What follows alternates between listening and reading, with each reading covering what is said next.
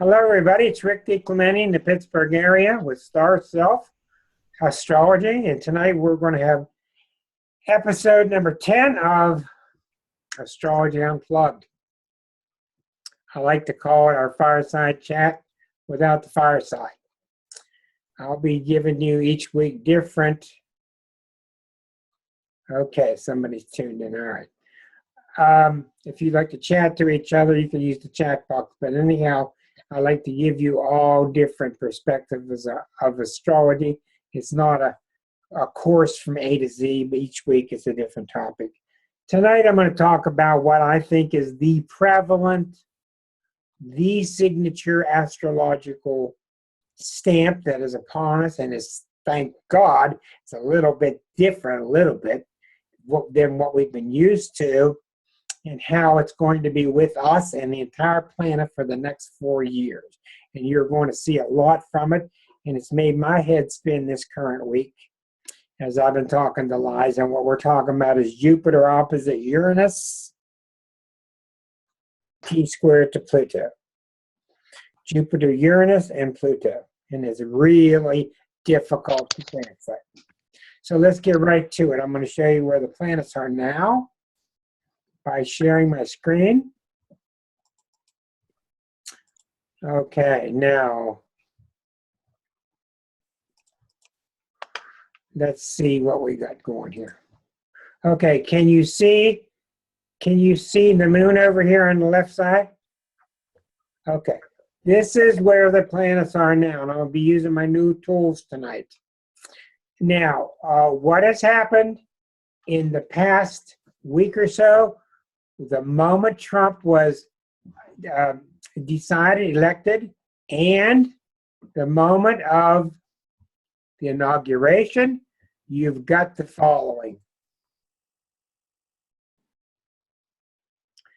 You've got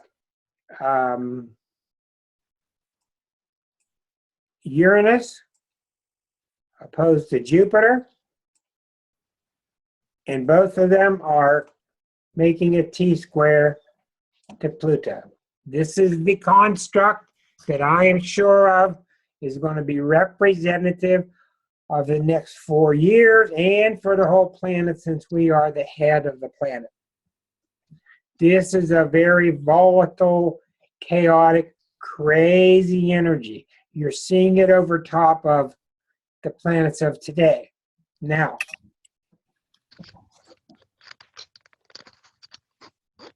when I go to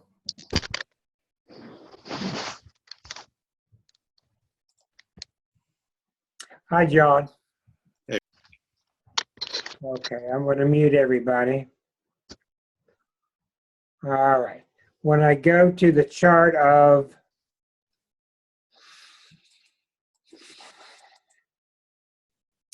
the Trump inauguration, you see it very crystal clear. In the inauguration,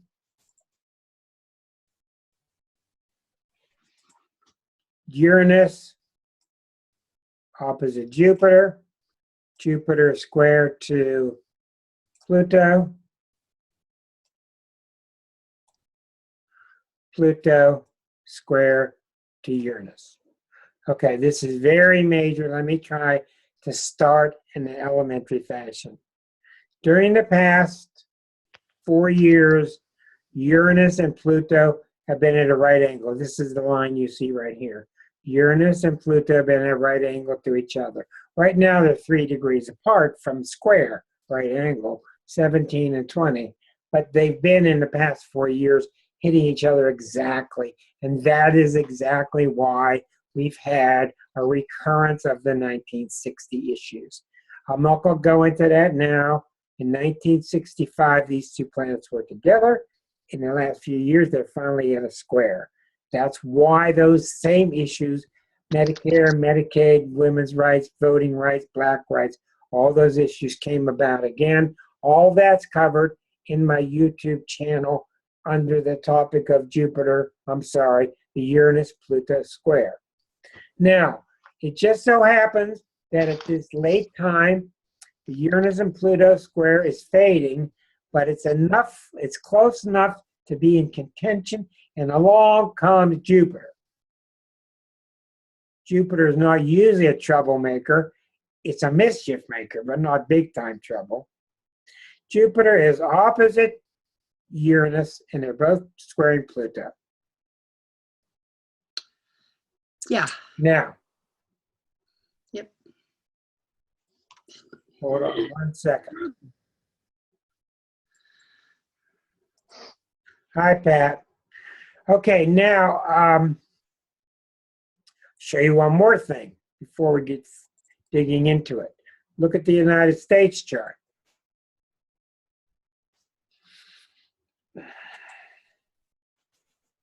The United States has this very volatile, very powerful Saturn opposite to Chiron, opposition to Chiron in their birth chart.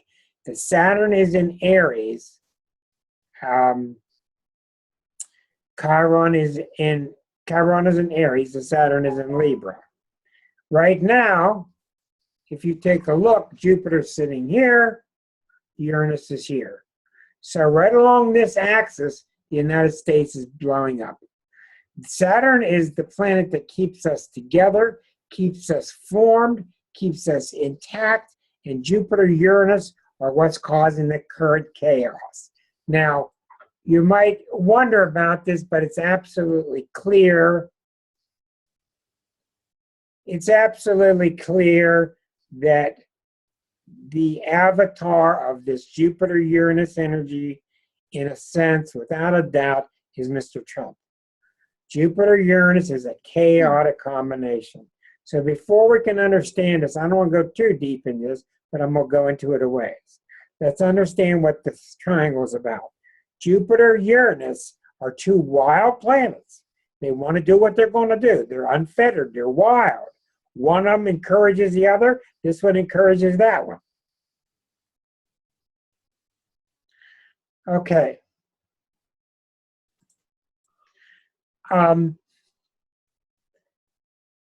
This is very good in terms of a revolution, excitement, come about with new things.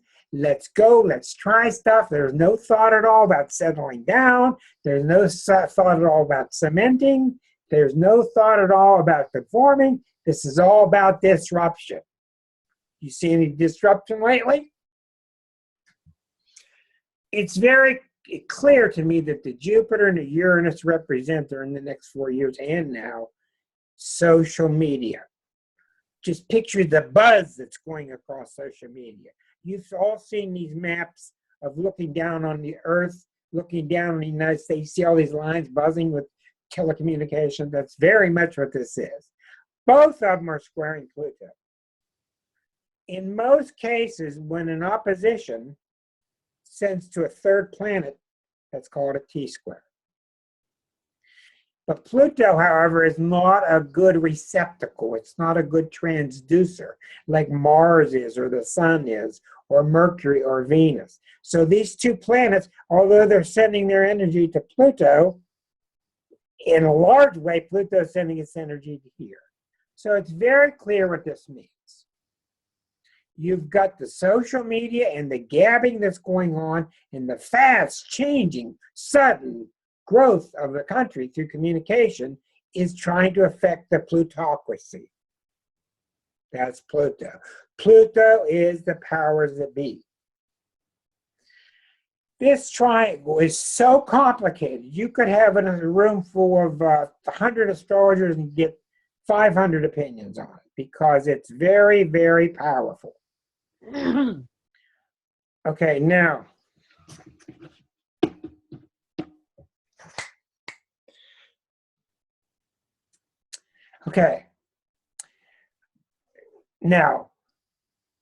when you try to think what Pluto is going to try to do to it, what Pluto's going to try to settle the Jupiter-Uranus down. The Jupiter and Uranus are trying to affect the Pluto. And I just heard something that was unbelievable on Facebook. I was typing away, and somebody typed in a phrase called, "You're doing tone policing." You're doing tone policing. They were jumping on somebody because somebody was saying to them, cool down, settle down, don't get excited, don't, they were policing their tone. Another in the long line of political correctness.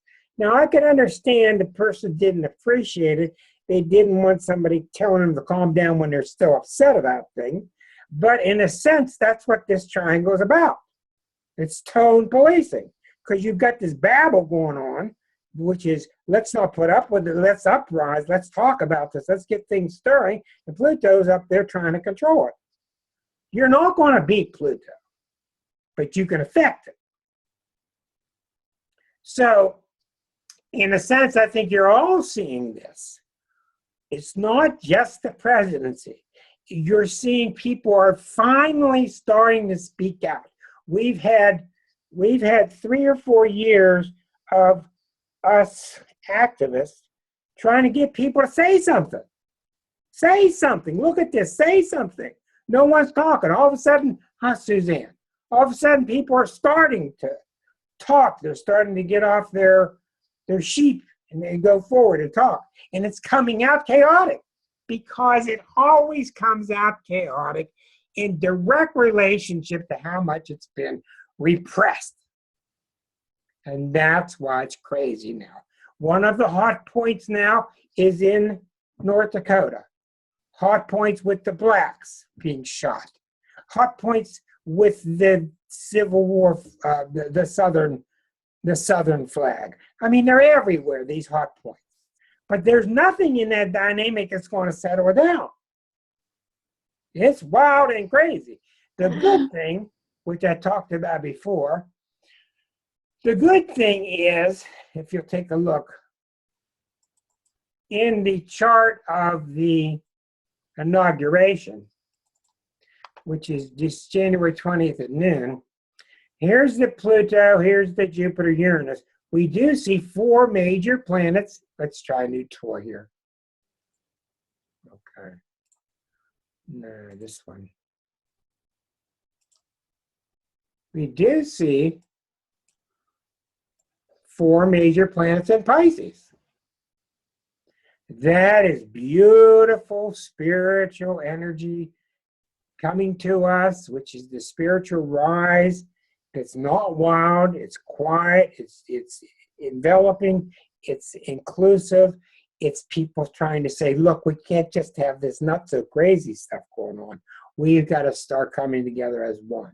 So this is coming around January.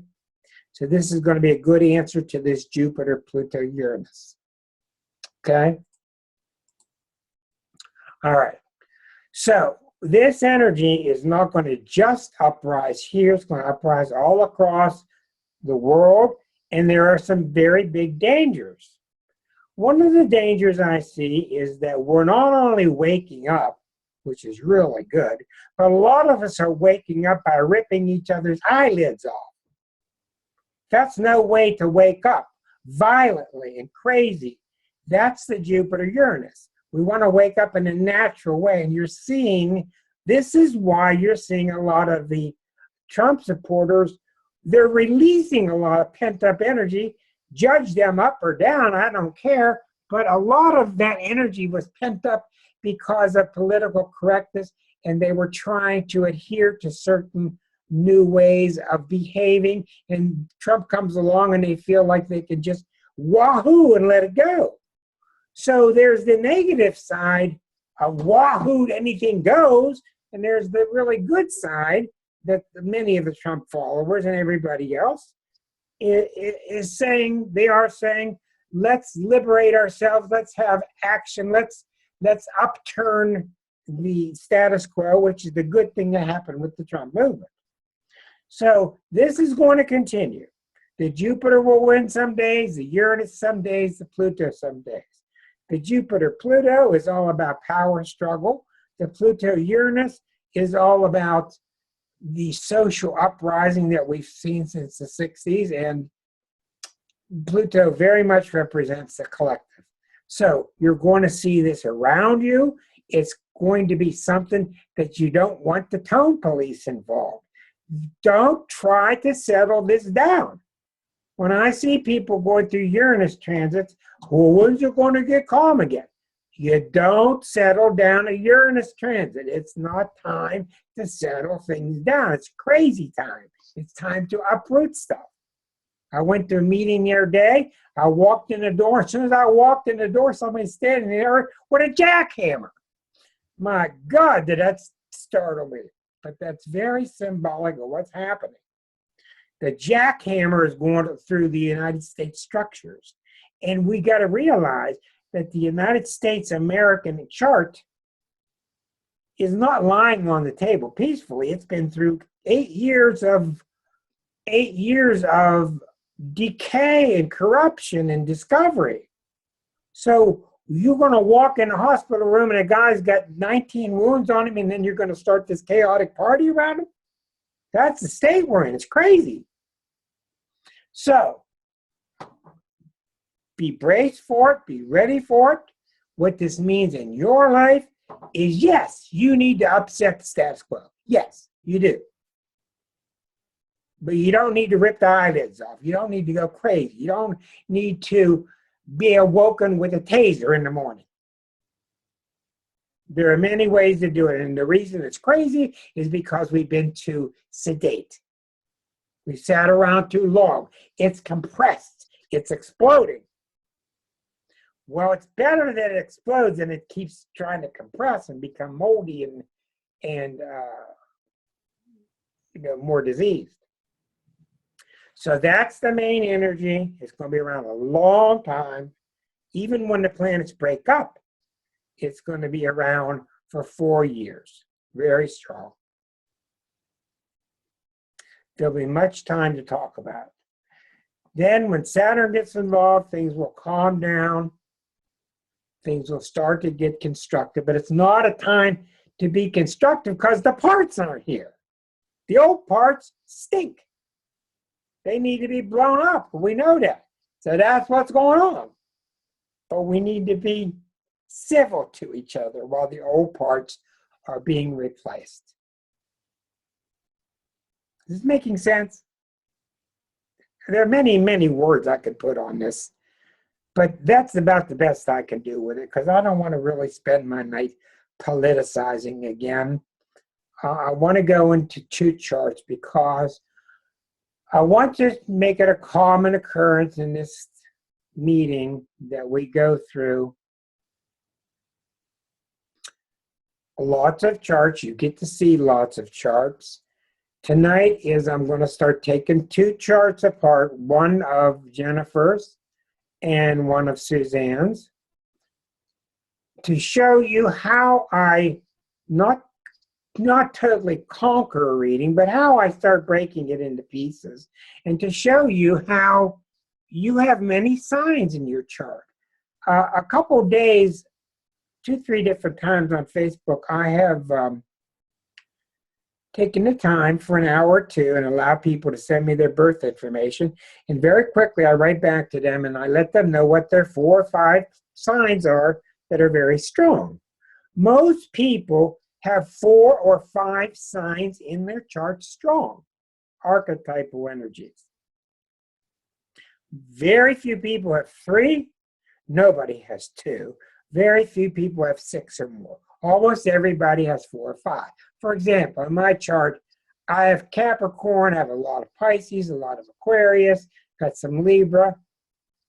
That's very common to have 4 or 5. I'm going to show you how I start to discern that by starting with Suzanne's chart.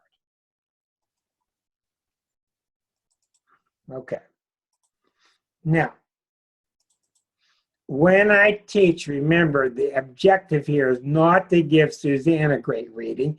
The objective is to teach from her chart. And in so doing, I'll be giving Suzanne some ideas, yes. All right.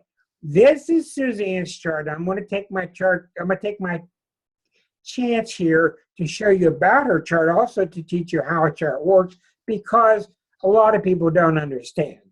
Here, the sun is found right here in the sign of Libra. The sun were here in Libra, it would be midnight. Sunrise, it would be here. The sun would be in Libra up here if it were noon. The sun would be in Libra over here if it were sunset. The whole circle goes around. So I'll show you. You see, in fact, She's born 3 o'clock in the morning, between midnight and sunrise. Venus had just risen. Very good sign of a glorious soul. The moon had just risen that morning, and Venus was on the ascendant. You've all seen Venus in the morning sky. Beautiful blue, clear, shining, bright light. Your two bright lights out there are always Venus and Jupiter. Okay. Now, for example, just a quick example. If I move by hours, okay, she's born at 3 a.m. Look, what if she were born at sunrise? Okay, you see the sun is just, this is the ascendant, this is the horizon, this is the west, I'm sorry, in astrology, this is the east, that's the west. But the sun had just risen in Libra, if she were born at 7 o'clock. If she were born later, you see mid-morning, the sun is in Libra. If she were born at noon, the sun would be high in the sky, 1 o'clock. If she were born at sunrise, the sun would be setting around 6 p.m. Okay?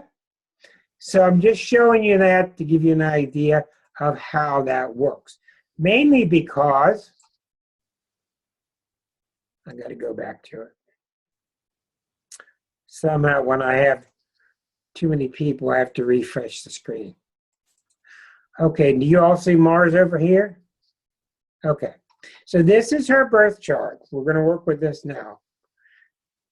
I'm going to show you another way of looking at this, but I can't read it very well, so this is my default way of reading, but I'm going to show you this so you'll get an idea.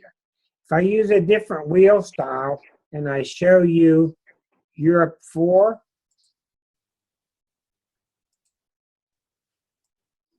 do you see a different format on the outside? Okay, this has got the signs of the zodiac. Okay, there's the signs of the zodiac. And there you see her sun in Libra. The sun entered Libra about 25 days later. The sun is here. The sun spends 30 days going through a sign.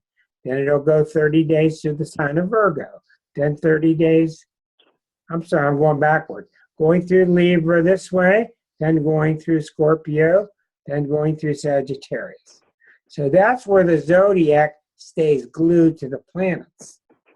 Now, I'm going to show you. I need to turn the microphone off for two. Let's see.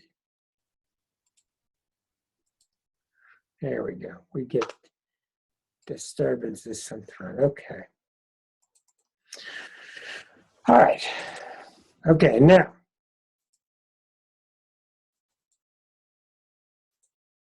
I'm going back to the one which I can read.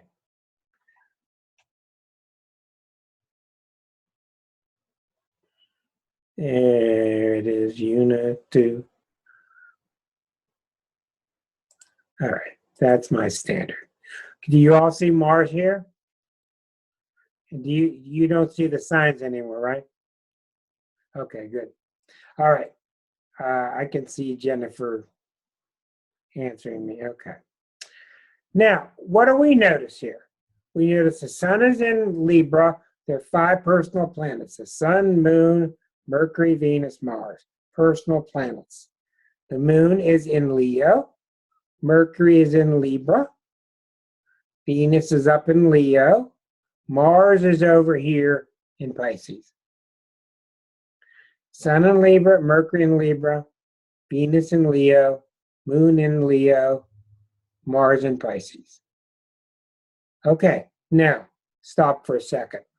You're used to reading newspapers, books, magazines about your sun sign or sun sign crazy in this world because astrology is just too crazy hard that there's such an overemphasis on your sun sign. Some Libras are a lot like the book, some of them aren't. That's normal.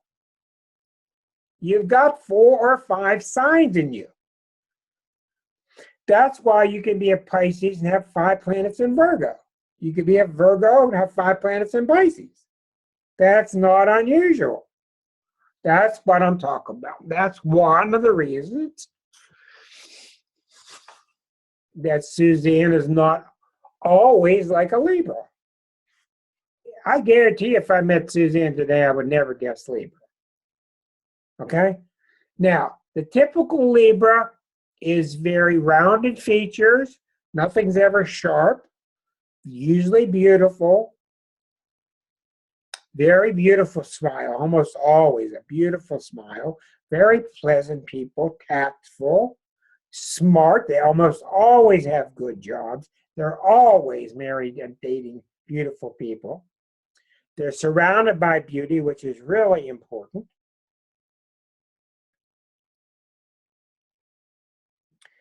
They can't stand confrontation. They're very mellow people. Okay. Usually with Libras, no matter what's in the chart, they maintain this kind of equanimity. All right, so let's go deeper and see. All right. First of all, I'm not going to answer any questions by anybody right now because I'm doing my best to concentrate on the issue at hand, so I'll get to them later. First of all, the rising sign is Leo. So in astrology, your main three things are your sun sign, your moon sign, your rising sign. Her sun is in Libra, her rising sign is Leo, her moon is in Leo. So she has double Leo attributes. Okay? Right there, that tells you an awful lot. Libras are not opinionated. Libras are not real. They're social and they love to debate, but they don't really go out there. If you know Suzanne, Suzanne goes out there on tons of subjects she's got something to say about. She's an activist, very strong. That's not coming from her Libra nature. That's coming from the Leo allowing her to speak out. Now, it gets much more complicated, which is another warning to you. But if you're going to get an astrologer, get a good one because it's really hard to do. Now, so we got a lot of Leo and a lot of Libra. Now, right away, this is why you can't do astrology by formulas. You have to think. What do Libra and Leo have in common? What do they have that's different? Well, Libras and Leos are both very social. They're outgoing. They're both male signs, which means they're kind of extroverted. They like to engage in activities and discussions. What do they have different? Well, Leo is a lot more outspoken than Libra is. Leo is a lot more about the self, while Libra is about the us. Libra is about us. Libra is about me. And what did I do? So you're automatically starting to see some further permutations to the chart. Now, Venus is at 22. The ascendant is at 25 almost. It's 24.57. Pluto's at 29. Now, right away, this is very telling. Very complicated. Pluto, Venus is 7 degrees apart. When Pluto is next to Venus, Pluto is the ruler of Scorpio. So this Venus becomes very scorpionic. The whole chart becomes scorpionic because Pluto is near the ascendant. To say it better, she's very Plutonian, which is the ruler of Scorpio. So her chart is very Plutonian, and Pluto is a little different than Scorpio is. But suffice it to say, this is like having Venus in Scorpio. Venus in Scorpio is very passionate. I got to say something. I love something. I hate something. I love it. I hate it. Very black and white. While Libra is the master of gray areas. Hey, there's lots of grays here between these two things, right? But you're seeing the grayness disappear because of the Venus-Pluto passion. Pluto makes the Venus very passionate. Okay, so even though our Venus is in Leo, which is colorful, bold, it's also deep and passionate. Libra is not a very deep sign.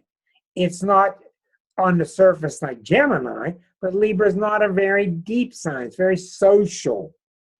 Okay? Very social. Savvy. But when Pluto's next to Venus, and Pluto's next to the ascendant, we know that Suzanne is very scorpionic. She's got a lot of Scorpio-Pluto traits. The next thing that's really amazing here. Here's the moon in Leo. The moon in Leo, the moon is your emotions. Moon in Leo, people are very demonstrative. They wear colors. They are dramatic. They have lots of things to say. The hands are waving, very colorful. Next to Uranus, 6 degrees away. This is the rebel. The Uranus is the rebel, and if it's in Leo, there's no tone police going on here. She's going to say what she's got to say, and the moon is saying, yeah, let's do it, and Leo is saying, yeah, let's do it. But the Libra doesn't like making a scene. The Libra doesn't like making a scene, but the Leo stuff is, I've got something to say, and I'm going to say it. So we have to keep those two things in play. Now, what's really fascinating, erase Chiron for the moment, because it's not a planet. We treat it like it is, but it isn't. It's a centaur. It's kind of like an asteroid. Well, what do you have if you erase Chiron and you erase the North Node? You have Mars standing out here by itself. Mars by itself. This is a bucket pattern. There's the bucket. There's the handle. There's the bucket. There's the handle. Mars by itself, all by itself in the 7th house. It's in Pisces. The Mars is in Pisces, which is a very lame, mild place for Mars. Mars is how I go do things. How do I assert myself? In Pisces, it tiptoes. Are you sure? I don't want to hurt anybody. You whisper when you move.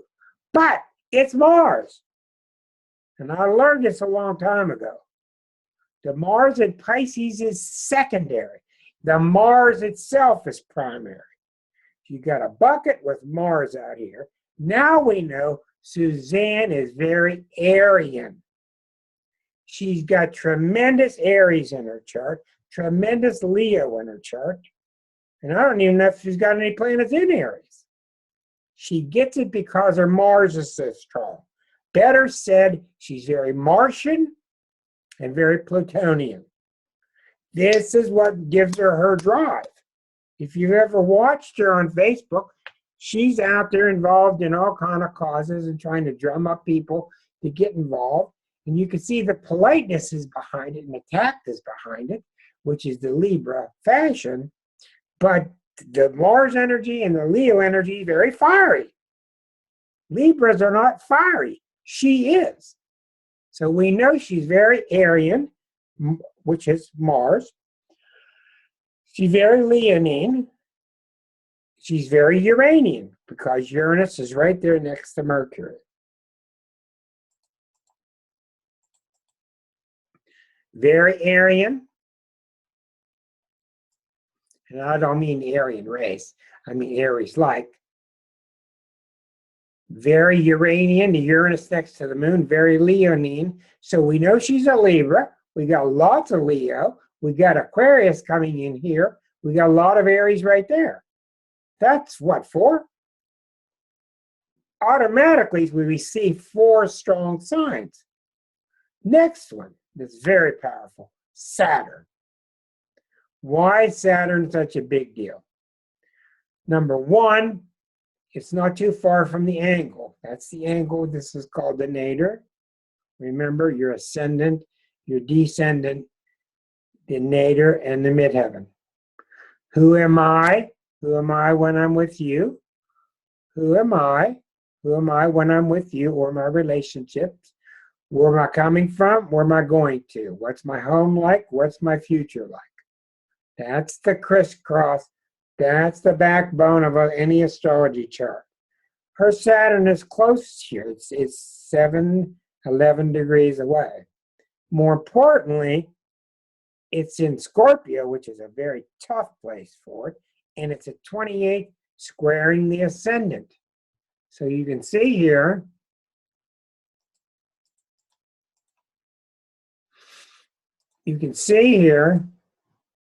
that the Saturn makes a square, right angle, right to the ascendant.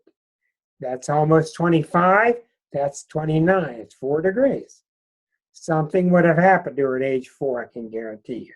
Very significant. So, let's see here.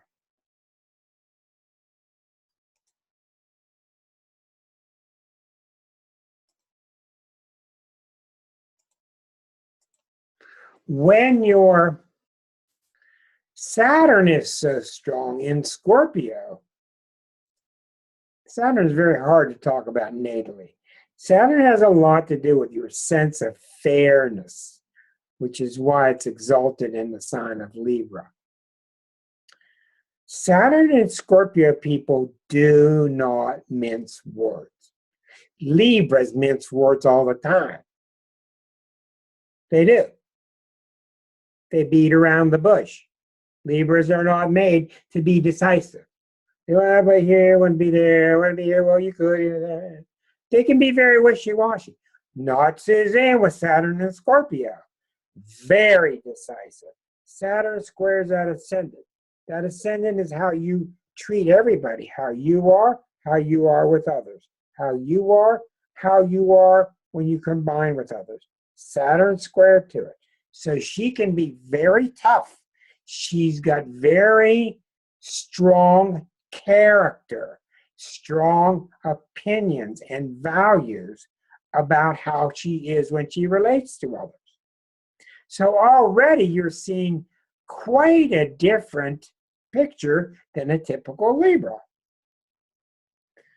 You're seeing strong Aries, very strong Leo, strong Libra. Matter of fact, the Libra is not that strong. Very strong Scorpio. Capricorn is represented by the Saturn.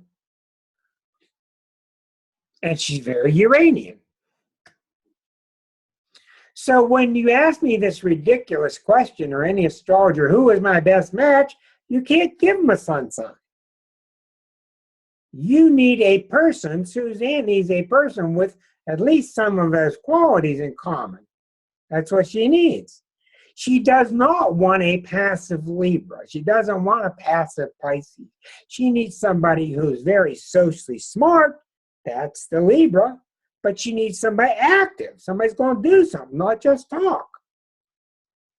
Where's your character? Saturn and Scorpio. And she's only going to keep it inside so long before she's going to say something. Because Saturn and Scorpio doesn't wait long to say something to her. So it's a tough, strong chart. Now let me show you, but I'm going to bring this to an end. I want to show you something here. I'm going to stop with their chart, but what I would do if I were to give her a full reading is this. I would go into the past life chart, which is advanced stuff, and I would try to determine, why does she keep this Saturn? Why is she being careful and resolute about her relationships? Why? Where did this come from, this being very vocal? This activist that's in her so strongly? I would start searching for that, and I would start searching also for why the Mars? Where did she get this strong sense of leadership? So you can see by breaking down the birth chart what leads to further questions. I want to point one thing out to you, which is very intriguing. And after 36 years, it took me about 31 years till I noticed this, and I about kicked myself. I couldn't believe it. There was a chart I studied for a long time. The moon, this was the descendant, and the moon was in Virgo right here. And this person, this woman, moon was in Virgo. And this person, I kept saying, boy, you got these Virgo qualities, and man, you get picky about this and perfectionist about that, and work. I mean, she really had a lot of Virgo qualities. But after the longest time, I finally flashed. If Virgo was secondary, the moon is what mattered. The moon next to that descendant, or the moon next to the ascendant, or the moon next to the nadir. She was very lunar. You take upon the nature of the planet. Put the sign second. Then I started to see why she was so fanatically Cancerian.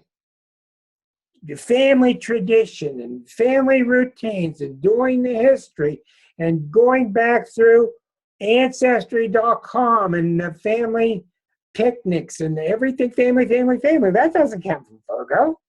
That's a Cancer trait. And I learned the rest of the chart didn't have Cancer in it. So when a planet is on an angle, you are like that planet. And the closer, the better.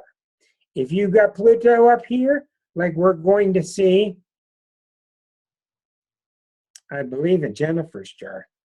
If you got Pluto up here, you're very scorpionic, like we see in the Libra Putin. Putin has great Pluto strength at the top of his chart. Very scorpionic, Pluto. If you've got Uranus over here on the descendant like I do, I don't have any planets in Aquarius, but Uranus is right there in my descendant, which is why I'm so Aquarian, which is fanatical about astrology. So when your planet, and the closer to the angle, the better, you're like that planet. Notice in Suzanne's chart, Venus was by that ascendant. Venus was right by the ascendant. Makes her very Venusian. But you're not going to notice that because she's a Libra. Venus rules Libra. Now, I'm going to show you a second chart, and then we'll get to some of your questions, which I just don't have time to address. Now, let me take a moment here. Let me take Suzanne. Let me unmute her. I'm going to unmute your mic, Suzanne, and I'm going to go back to your chart and ask you if that makes sense to you. Does any of it surprise you? What was your feeling? Well, no, it doesn't surprise me at all. I think it's very accurate. And I think I do surprise people because I can be very quiet, but then I surprise them. They don't realize the strength I have. Yes. Yes. And then strength is a good word. Libra people can be very, very strong, but Libras are hypersensitive to being socially accepted.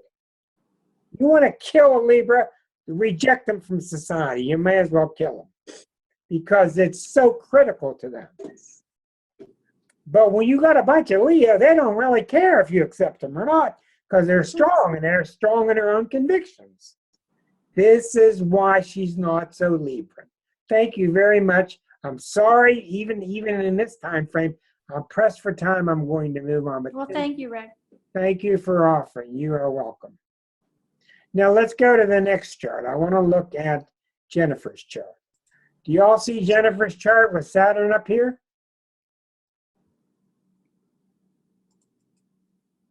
Let me get, I'm trying to leaf through here and find Jennifer. Let's see. Jennifer, do you see Saturn up here? Okay. Now, don't be confused by this. This is a peculiarity of this software called Solar Fire. All of these 5 planets are in the 12th house. They're all in this area right here. It's just that the computer can't compress it, so it draws it like this. But all 5 of these planets are really above the ascendant. Mercury, Uranus, Mars, Venus, Sun. Wow. Mercury, Uranus, Mars, Venus, Sun. The Sun is in Scorpio. The Moon is in Aries. Mercury, the thinker, is in Libra. Venus and Mars together in Scorpio. Pizzazz, a lot of pizzazz and tremendous amount of charisma. Tremendous charisma. Well, look at the degrees. The ascendant is 545. The sun is 539. She was born at the instant of sunrise. The sun is right there on the ascendant. Now, I just told you the sun is in Scorpio, but she's very solar because the sun is big. Forget the sign, the sun.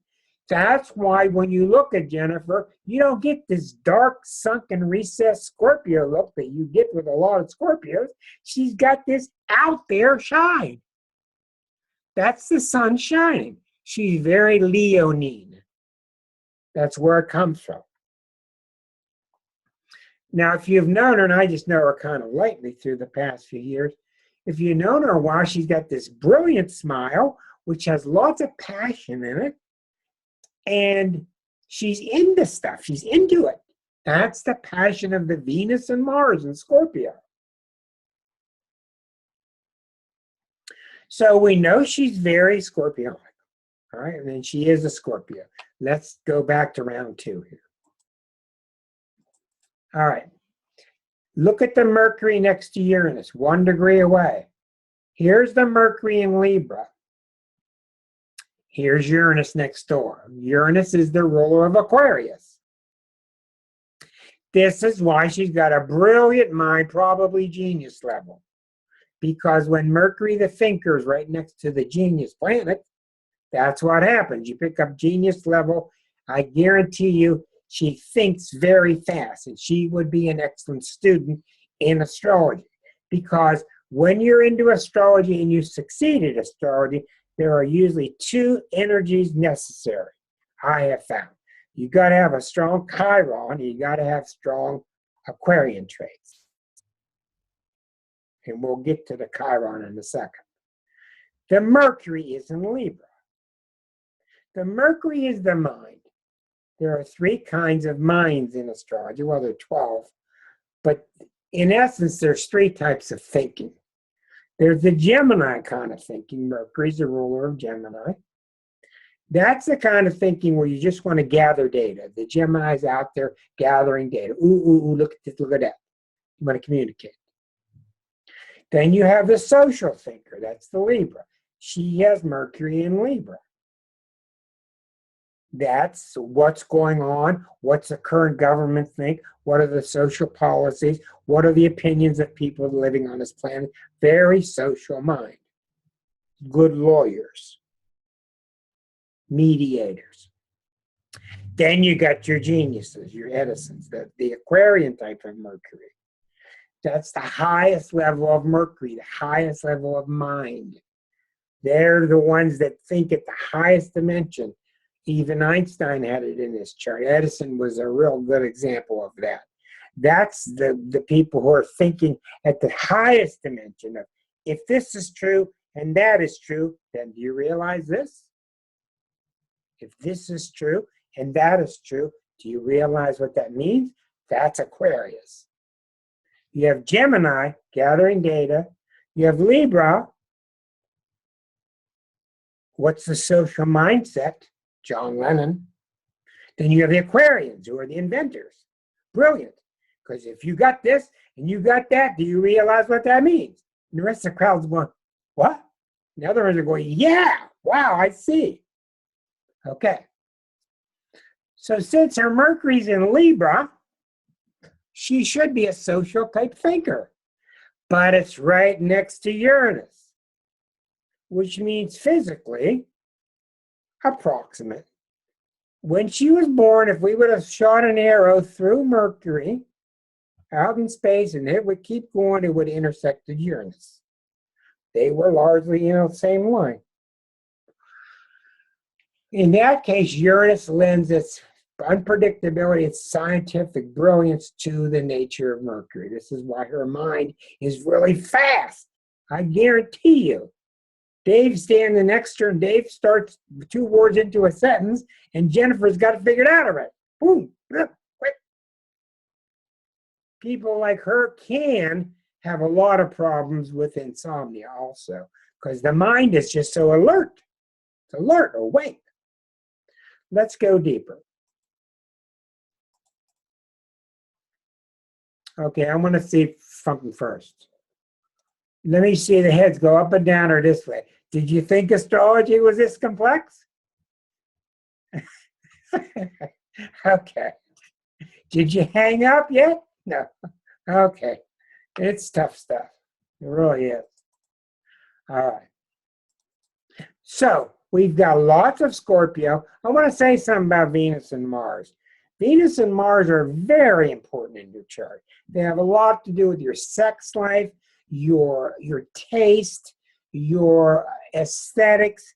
Venus and Mars, when they're found together, can be very, very narcissistic, like you see in Bill Clinton's chart. They're narcissistic. So when you find Venus and Mars in most signs, they are narcissistic because the male loves the female, and it just goes round and round and round, round and round and round, and love with yourself. But if other factors get involved, the Venus and Mars shifts, such as Venus and Mars in Virgo, doesn't want to be narcissistic. Venus and Mars in Pisces doesn't understand narcissism. And in her case, it's next to Uranus. Uranus is almost 29, 03. And Uranus keeps her from being narcissistic because of Uranian energy. And why is that? Because she cares about us. That's why she can't be narcissistic. Uranus says, I don't want to think about me, me, me. And believe me, the people you know that are narcissistic, go look at their Venus Mars. She can't because it's so fused with the Uranus energy, which is about, look what we could do together.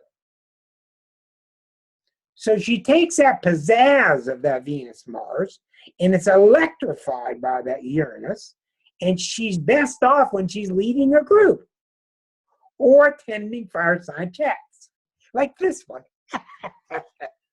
Okay. Now, nevertheless, it's tremendous. It's known for charisma and tremendous artistic ability. Okay, now look here, really getting interesting now, all right? The moon, erase this Chiron, and the moon is almost a bucket pattern, but not quite. The moon is out by itself.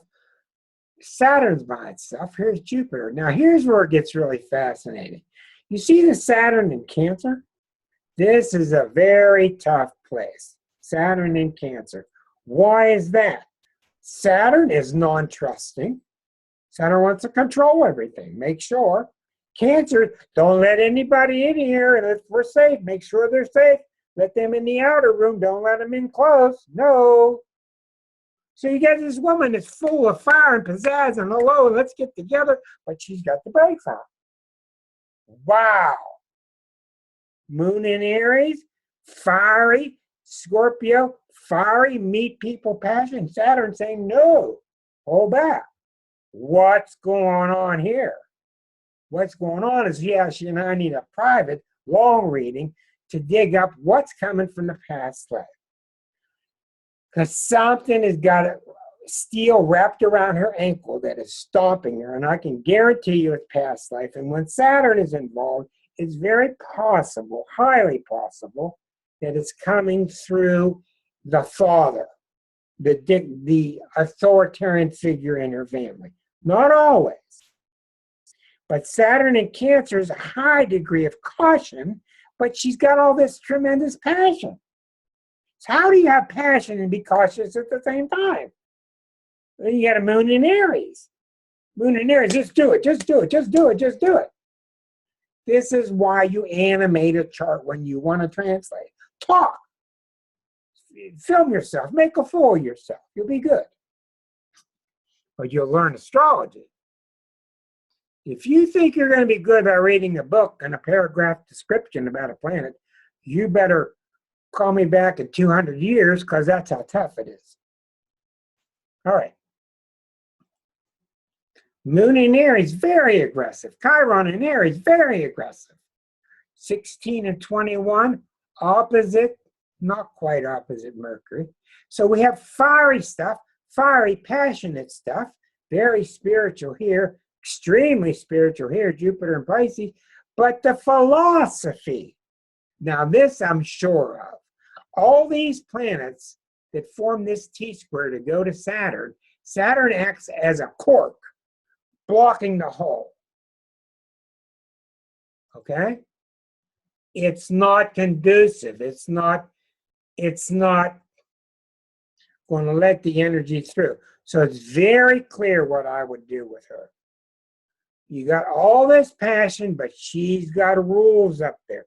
Saturn in Cancer in the ninth house. The ninth house are your rules, your philosophy, how you've been taught. And I can guarantee you, once I start to compare her birth chart with the past life chart, I'm going to see that she was brought up either forced into a convent, forced into a family. You've ever been to families where you have dinner and no one can talk? You've seen that before? Well, whatever it is, but it can get really repressive. So she's coming into this life with a lot of repression. And I'll tell you the truth, about 90% of all the people I see have the same thing. When you get into the past life chart, what you see is you don't see the job and the family and the car and the bills. You see where you stand naked before God. You see how far you have made it spiritually. How far you made it, how far you haven't. So obviously what she's trying to shake off, and it's probably being bombarded right now, which is why we're talking about it, or else the light wouldn't be shining on it. She comes from a past life of dogma and conditioning to be careful. Hey, I know that's cool, and Jennifer, you did that, and those people are fine, but doggone it, no matter what I say, these are the rules, you be careful. That's what's going on in this chart. They're going to hurt you. That's Saturn in Cancer. You be quite careful because they're going to hurt you. That's where I would start with my investigation. Let me take a moment here and take the talk with Jennifer and take the audio off. Does this make sense to you, dear? It definitely does. I do have to say, if I start feeling like I understand that battle within myself, it's like I feel like it even has to do with self-esteem issues that probably stem from my family life, including my father who died from drug problems, alcohol problems, just a few years ago. So that influence isn't in my life anymore, and I've shifted a lot away from that sort of like, you know, those sort of problems and not feeling like I could do what I feel I need to do in my life, you know, because it was always sort of dampered down, you know, like nobody could really understand it. But I feel actually more freedom in my life than I ever have before to start pushing that way. And I do realize that the only thing that is holding me back is myself. That's all it is. Well, So I'm trying to. that is an easy thing to say, but I think you're exactly right. And I'm going to point out something to you that's going to blow your mind. Okay. Okay. I've got so much experience with this kind of thing that I am absolutely certain that right now, not this minute, but the past month, next month, right around this time period, that Saturn's being blasted. You are now ready to blast that Saturn. You Right. are now ready. You were not ready before. Right. You were not ready to encapsulize this, to see it, to hear about it, to study it. You think it was manifesting through daddy, but it's mainly manifesting through the past life itself. But what did we just have in October? We had Pluto and Mars right here. Right. Pluto and Mars together at 1516, right across. And it started to blow that Saturn up. All right? Now, this is in the mind. The third house is the mind. The ninth house is the philosophy. My mind, our mind. My mind, the collective mind. So what happened to you? Now, that Saturn was picked on about 20 times in the last 8 years since Pluto went into Capricorn. Yeah. Each time it shoved you, and it probably irritated you. And then you recoiled, you made advancement, then you retreated, and advance, then you retreat. Very Cancerian. Come out from under the rock, go back under, come out from under the rock. So what's happening now is it's being shattered. Shattered. Now, a wise astrologer will realize that you're still going to need that Saturn in Cancer. That's who you are. You're going to need this unusual combination of being so dynamic and magnetic, but still cautious, right? But you're not going to let it govern you and control you. So I would be glad to talk with you offline and go into this deeper, but I'm sure that's what's happening. Plus, Pluto's not there yet. Pluto's not quite exactly lined up with that Saturn yet, which it will be during the end of this year in 2017. So, but you see where I would start my investigation. So let's get back to this point because I want to open up for questions. Let me finish this before I go on. So, in essence, what we see very scorpionic, very solar with the sun. Venus is almost 4 degrees, very close to the ascendant. You're very Venusian. You're Venusian and you're very solar. We know you're very lunar in mothering and caring capacity because the moon is accentuated. We know you're very Aries-like because the moon is in Aries. And we know you're very Capricorn Cancer-like. So put those qualities together in your pipe and start smoking. That's how it works. Now, does that surprise you? No. Okay. No, right. no. It's very true. Okay. Now, I want to stop there because you can see that it can be absolutely overwhelming. And once you do a lot of these charts, then you start to see how it blends. And the real art of astrology is finding her story. What is her story? And it's obvious to me, but you have to work till you can get there. It's obvious to me, what is that Saturn up there doing? What's that now? What is her belief system? She's the kind of person that would turn her head around and say, hey, how these ideas get in here? Where'd they come from? Because the whole chart doesn't support that Saturn up there. That Saturn's so cautious. The rest of the chart is, let's go. Let's draw some pictures. Let's have fun. Take people down the beach. Let's go do stuff. Oh, no, be careful. So, I mean, where does they come from? Yeah. So the fact, out of all these years and out of nowhere, there's an astrology show online and her chart's being chosen to look at. You think she had something to do with it? Absolutely not. None. No choice. This is all, in my opinion, this is all Holy Spirit bringing it forth because she's ready. This is the grace being given to her. That's my opinion. You might call it the universe, good luck, whatever. Okay, now, if there's any questions about these charts, I'll leave the recording on now. If we're going to go into general areas, I'll turn the recording off. Any questions about the two charts you've seen, anybody? Unmute your mic and ask your question.